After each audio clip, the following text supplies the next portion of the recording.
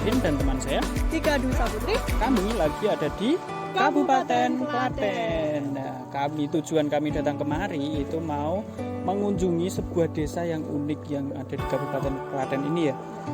Itu ada desa, katanya itu desa yang isinya cuman pengrajin gerabah. Itu di daerah mana Mbak? Kalau boleh tahu.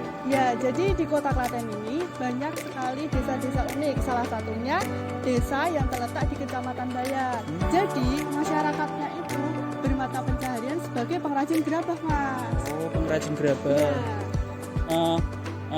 Di sana itu cuman ngerajin gerabah aja atau rajin yang lain? Ya, di sana itu cuma pengrajin gerabah. Jadi tapi banyak banget jenisnya. Oh. Kendi, terus tempat cuci tangan, ada wajan, ada mangkok, ada piring, dan masih banyak lagi. Oke, saya tertarik mau ke sana. Nah, kalau dari sini, dari lokasi kita ini, kita kan lagi ada di ya, kita ada di Kota Klaten. Ngomong-ngomong, kita udah ada di Kota Klaten. Kalau dari Taman Lampion ini menuju Desa Bayat tadi itu kira-kira berapa menit? Kira-kira 45 menitan, Mas. Jadi 45. agak jauh ya dari sini. Oh gitu. Ya. Ya udah, kita langsung aja ke sana. Nanti kita seru-seruan di desa itu. Nanti kita lihat bagaimana prosesnya dan bagaimana warga di sana mengrajinnya seperti apa gitu ya. Ya. Kita ikutin sampai dari awal sampai akhir ya Mbak ya. Oke, yuk kita lanjut ya Mbak ke sana aja. Oke, ya. Mari Mbak. Ya.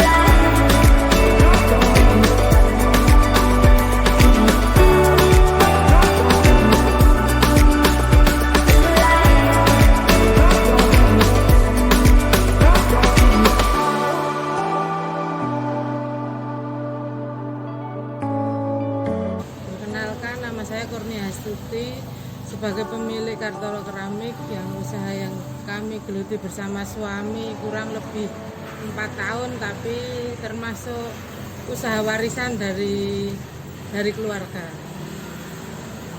Terus penjualannya ini sampai mana saja Bu? Atau lokal sini atau sampai luar kota? Pemasaran alhamdulillah kita hampir ke seluruh Indonesia ya, cuma marketnya kita yang bikin, tengkulak yang jualin gitu. Jadi kita setor ke penadah pengusaha pot atau tanaman hias itu sampai mana-mana. Kalau yang kita setor sendiri sekitaran Jawa Barat, Jawa Timur, Jawa Tengah itu kita setor sendiri, kita antar. Kalau yang keluar Jawa penadah. Kalau buat jenis-jenis gerabahnya itu yang dalam kota sama luar kota itu beda-beda nggak Bu karakternya? Sama. Sama yang kita bikin itu yang warna coklat. Itu khas dari daerah kita. Jadi kalau macamnya banyak, dari perabot kuliner sampai perlengkapan taman, pot dan lain sebagainya, bak mandi, gentong dan lain-lain bisa kita bikin. Kalau semisal mau request buat sesuatu bentuk kayak semisal bentuk yang belum pernah dibuat gitu bisa? Bisa. Bisa. Ya kita usahakan. Kalau rumit, biasanya kalau bentuknya masih bulat, kotaknya nggak rumit, itu masih kita bisa buatkan cetakan atau dibikin. Tapi kalau yang rumit-rumit jarang kita terima. Yeah. Untuk range harganya, harga dari mulai yang termurah sampai yang termahal, itu yang termurah berapa, yang termahal berapa? Kalau kisaran harga termurah dari saya ada yang 1.000, itu tempat sambel yang kecil cuma 5 cm apa 3 cm itu. Yeah. Kalau pot termurah 3.000 itu yang merahan kasaran pot kaktus. Kalau paling mahal pernah kita kirim harga hampir 2 juta, itu guci 2 meteran itu 2 jutaan. Untuk bahan pembuatan gerabah ini apakah dari tanah liat asli atau ada campuran atau bagaimana ya Bu? Tanah itu kebetulan untuk membuat kerajinan gerabah, tanah liatnya campuran dari tanah bukit Gunung Jabal Akad sama ladu pasir halus dari sungai sebelah kampung lah. Itu dicampur prosesnya baru bisa untuk membuat kerajinan. Kalau untuk proses pembuatannya itu dari apa sampai apa Bu? Setelah jadi tanah liat, proses pembuatannya kita buat ada 2 proses putar dan proses cetak. Setelah dicetak dan diputar jadi bentuk seperti yang diinginkan, finishingnya sama ibu-ibu itu dihalusin, dikelambu, nunggu kering baru dibakar. Kalau untuk pembakarannya itu kira-kira berapa jam atau berapa? Pembakarannya itu 8 jam api kecil, 2 jam api besar, 2 jam lagi proses penghitaman. Itu masih dikeringin pakai sinar matahari atau tidak Bu? Atau langsung dibakar? Di pengeringannya alami Mbak, jadi kalau dikeringkan pakai sinar matahari nanti meledak. Jadi diangin-anginkan biar kering sendiri, biar hasilnya maksimal dan bisa dibakar utuh. Oh begitu. Nah untuk penjualannya Bu, ini mengalami penurunan atau tidak ya pada pandemi ini?